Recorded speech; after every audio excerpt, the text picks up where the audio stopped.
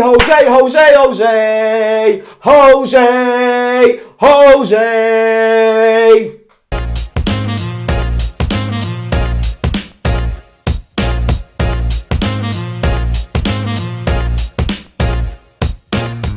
Well, oh Numpty Dumpty sat on a wall, what a day of football, well, what a weekend of football, midweek of football that was. What a set of fixtures that was, is what we should say. Yeah, we're going to go over a few of the games. Thankfully, not one of them games is going to be about Liverpool, because I've already done the instant match reaction for that. I've already been trolled enough for that game, and for the sheer fact that we are diabolical right now. And I sincerely do not even want to start thinking about that game, because it just creates bad thoughts, and this is supposed to be an escape and my chance to be able to just talk about football and whatnot. So, as always, make sure you smash the like, make sure you subscribe, interact in the comments, and let's get into it. We've got some juicy games to get into. Obviously, Spurs have just played Chelsea, Burnley played City, Fulham played Leicester, Leeds played Everton. That's going to be a game we're going to get into in detail. Lingard got his debut at West Ham and smashed it, so we're going to get into all that and more. But before we do, I want to bring one of them 8888 discussions that we usually have over on 888. Some of you may know me from that channel and from the videos that we do together with Expressions, Flex, etc, Rory.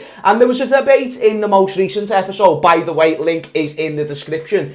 And we were talking about whether, because obviously my team, Liverpool FC, you know, the first league title in 30 almighty years, was given an asterisk, so I can't say the word, but asterisk, lardy-dardy booby, you know what I'm trying to say, next to the title. Now, basically, watch this clip and let me know what you think. Due to the different conditions that are currently being played today, should Liverpool or Manchester City or Manchester United, whoever ultimately win the league, should it come with a star that denotes that the conditions were somewhat different? Nah, I think that's ridiculous, blood. I'm not even gonna lie. The man said war, you know. Nah, I'm dying. Don't get me wrong. Obviously, with everything that's going on, it is different. You know what I'm saying?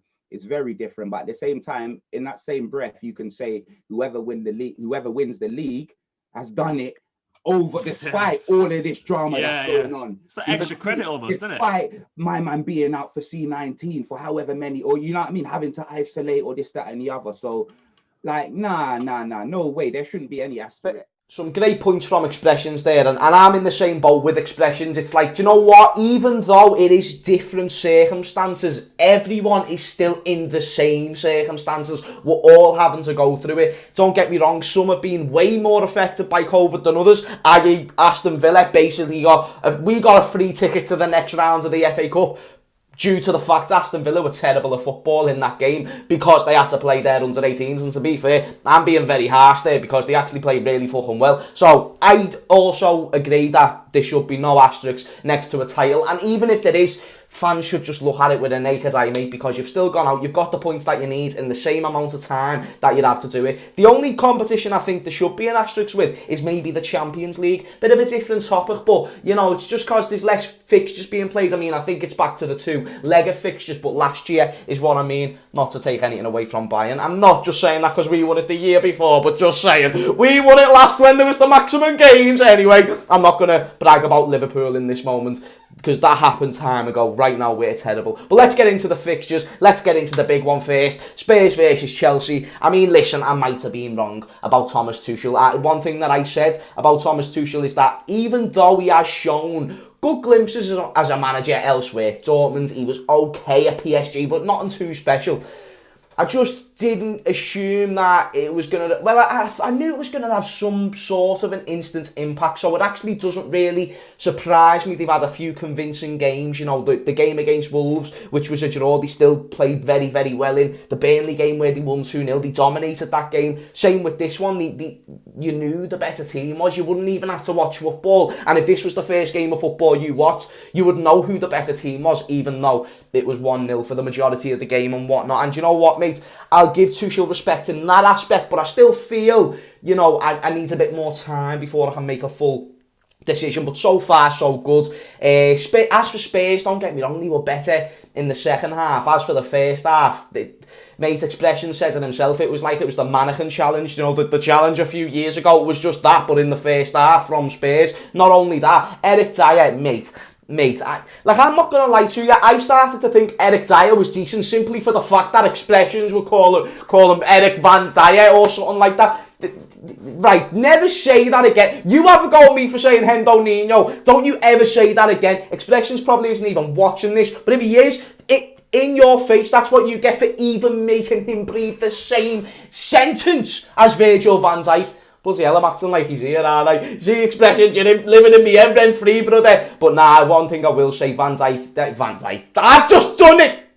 Nah, I've just done it, that naughty from me. But no, Eric Dyer today was the complete... he was Van Dijk with no legs, no arms and no eyes. That's what Eric Dyer was today. Diabolical is what we will say about that. Gave away the penalty. Werner won the penalty. I actually thought he had a good game today, Werner. I think he's looked better since Tuchel's came in. Still not getting the goals. Still not... well, actually, he got a goal last game, I believe, if I'm not mistaken. But, in the main, he's not getting goals, pong goals. He never got a goal today, for example. However, he's playing better. Mason Mount as well had a great game today. Jorginho obviously got the winning penalty. And like I was touching on before, Spurs played better in the second half. And Vinicius had a great chance at the end of the game, which I can only really say due to Matt Sharpness is why he never took that chance. He never took that header. He got over the ball. He really should have put it in the net. If that was a Firmino, if that was a Divock Origi, I would expect them to score that, even if in the terrible form that they're in. Maybe not Firmino, but Divock Origi, I would, even though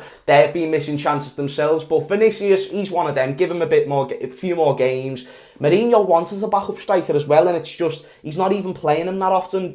I hear Spurs fans saying it all the time. Why isn't Vinicius getting just a little bit more game time? And it makes sense. It would be all the more better for everyone if he just got a few more minutes under his belt, and it probably would have paid off better in that situation if it was the case. But he couldn't get his goal. I mean, one thing that I want to ask you the question is, can Thomas Tuchel, I've just said his name right, Thomas, we'll call him Thomas the Tank Engine, can Thomas the Tank Engine bring Chelsea, little voice break, but can he bring Chelsea back to success? That will be a very interesting thing. If you ask me, and for my little old opinion, I do think he can bring Chelsea to a much better standard than what he was with Lampard, but I think it's naive to think even still he can get the best out of these players so soon, with them even coming together. If you look at the club a year ago and you look at it now, it's completely different. It's mad how quick Abramovich works. But one more question before we move on to the next game in Leeds and Everton.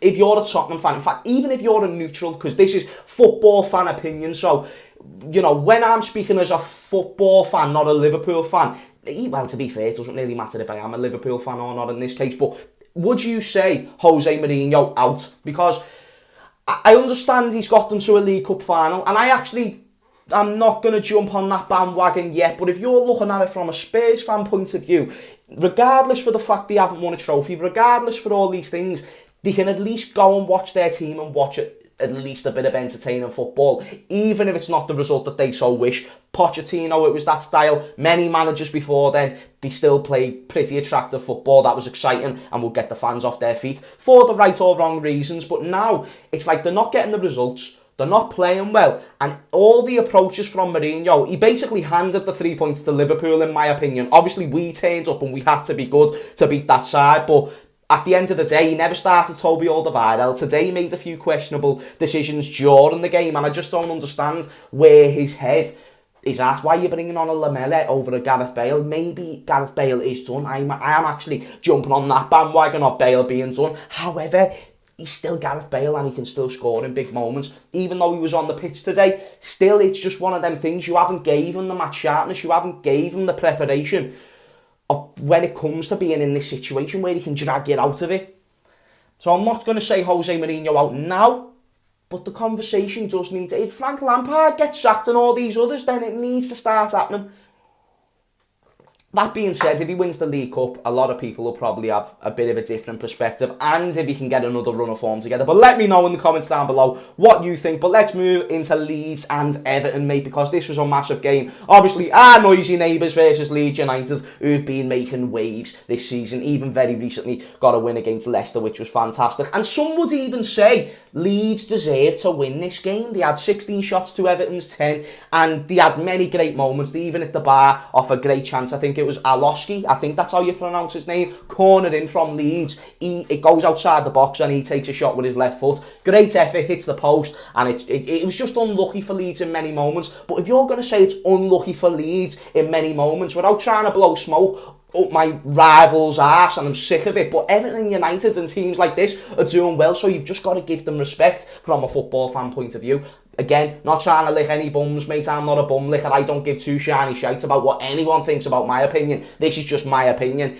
Everton have been in above average form at the very least, but in my opinion, good form. Even in this game, Olsen made some fantastic saves. I thought that was a great decision from Ancelotti to drop Pickford. Not because I have personal hate for Pickford and the fact that he's just a wanker, but also for the fact he's just not good enough. Every save where he makes a full stretch save looking like a scuba diver, mate, Alisson will catch that.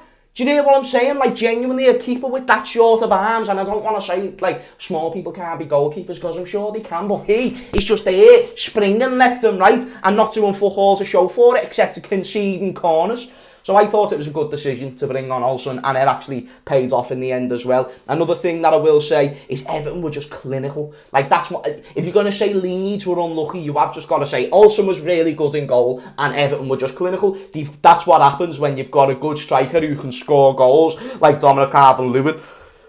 I don't know how this transformation's happened, but you give him 2 chances a game, he's most likely going to score at least one of them chances. He even has a great chance at the end, but you get the point that I'm trying to make. He's just a transformed player who can grab that team out of the slums by himself.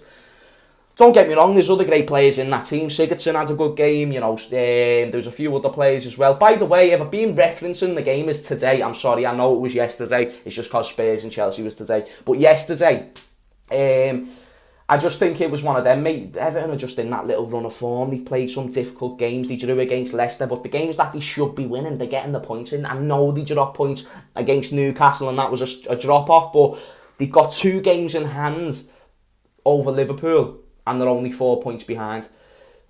So they're not doing that bad. Well, we're doing terrible, but for their standards, mate, they're very much in a top 4 race, and I'm sure that's what you would have. I'm sure any Everton fan, if you're watching this video, would have took a top 4 race in February. It's just fact, mate. So very good for Everton. Leeds, it is what it is. They've just been that type of team. They're going to go for it. They're going to try a few things, and it never went their way tonight. But yesterday, bloody hell, I keep saying tonight. But you get the point that I'm trying to make. Good win for Everton, one of them for Leeds. Both teams are doing really, really well. We're going to look at the table at the end of this video, but let's quickly run through the rest of these games. We've got to talk about Man City, Burnley next. Again, we're only going to jump over these ones slightly, but 8 clean sheets in 9 games from Manchester City now. Even without Aguero and De Bruyne, they can still score goals, and defensively, they're just unstoppable. So I think it's about time we start realising who's going to be the Premier League champions. Even Man United fans, I'm not trying to knock you off the high horse that you so rightly deserve to be on, even though you're all knob. I'm messing. There's so many respectful United fans who come on here. It's just the knobheads that's sticking to my mind, hence why I do it in a group. But shout out to your damn selves, though. But the point that I'm trying to make is, I just don't think anyone's as good as City. This kind of shows it. 8 clean sheets out of the last 9. The one time they didn't get a clean sheet in them last 9 games was against Chelsea, and they were 3-0 up in the 85th minute, and then Chelsea got a consolation. So, means nothing. Another great win. You knew they were going to beat Burnley, and they've got all the advantage going into the game against us. Even if we win, doesn't matter. They'll still be 7 or 8 points clear or whatever if they win the game in hand. But let me know, are you in the same boat as me, City, to win the league? Because that's just the way I kind of see it. Fulham and Leicester, 2-0 to Leicester, you know, great win there for them. Another positive result. They keep getting wins and no one's talking about them. That's one thing we need to establish. No one's talking about Leicester. And why is that the case? Because even though they've had a few slightly dodgy results, you've got to think in their recent run of games, they've had Chelsea in that time.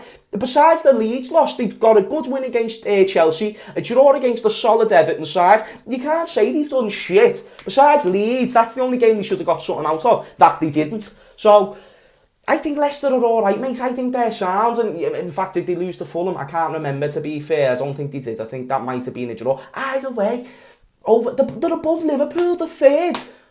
Man United, that's who you need to be watching out for, fella, is Leicester, because teams aren't talking about Leicester. It's mad. A big goal for Iheanacho as well, with the fact that Vardy was absent. I think Vardy's back soon as well. Possibly, if that's the case, then Leicester can very much go for this top 4 race. If he's missing, then maybe, you know, we'll have to start debating it, you know what I'm saying? But big win for Leicester. And then lastly, that I want to end the video on, and then we'll look at the table. Aston Villa and West Ham. Lingardinho, as the Man United fans would call him. Obviously, I never went with that notion, and I still don't go with that notion, but you can't help but be happy for the lad. I know he's a mank. I know he grew up in the academy, and I know I'm not supposed to like him, but football fan video, you know what I mean? This isn't Liverpool fan, even though I'm winning the Liverpool top. To see someone go from their homeboy grown club, that said that completely wrong, but you get the point that I'm trying to make. The fact that he grew up there from the age of about 6, like you've seen that video of Lingard and Ronaldo or whoever it was that came and seen Lingard when he was about this big, you know what I mean, like a proper toddler. Came in, like, listen mate, he grew up there, that's his roots. He's like our Trent, or at least he was, do you know what I mean? And way less gifted, but the point is, he came into that team, he came in firing, and then he just went woomph, and it just never kind of picked back up for him. He never stood a chance of getting back into that team. Got the move to West Ham, and it looks like it could pay off well for him, and he looks happy there, man. Done a little shush celebration. Listen, it was just a nice thing to see that he's bounced back, and hopefully he can maintain this for his own sake. Now, as for the league table, I don't want to look at this, but let's do it. Man City are at the top with 47 points and a game in hand over Liverpool, and obviously this is the rival watch show, so I'm comparing these teams to Liverpool. Man United 4 points above Liverpool. Leicester 2 points above Liverpool, who are in 3rd. Well, Liverpool are in 4th. West Ham, who are 5th. See, even though we beat West Ham, like, they're still just there and thereabouts. They're not going to go away. Then you've got Chelsea, who have just came back to 6th out of fucking nowhere like Randy Orton. And you've got Everton just chilling, saying, we're your little cousins, but guess what? We're growing muscles now. That's what Everton is doing to us, and it's annoying. Tottenham, man. Tottenham are shit right now, but you just know they're going to do something to piss me off soon. Aston Villa beat us 7-2 and go and suck themselves. Arsenal, Lacazette, he's been boss recently, and I'm fucking jealous the way he's just scoring goals, because no one in the Liverpool team will just go and score goals, besides Mo Salah, but he's not doing it as often as he should. And breathe. There we go. That's going to be the end of the video. We've got it all out of the system. I knew I was going to end up pissed off at some point. Even though I enjoy talking about football, I knew I was going to end up pissed off at some point. But I hope you enjoyed this video. If you did, smash a like, subscribe, and all that good malarkey. Thank you for watching, and I will see you all later. Peace out, people.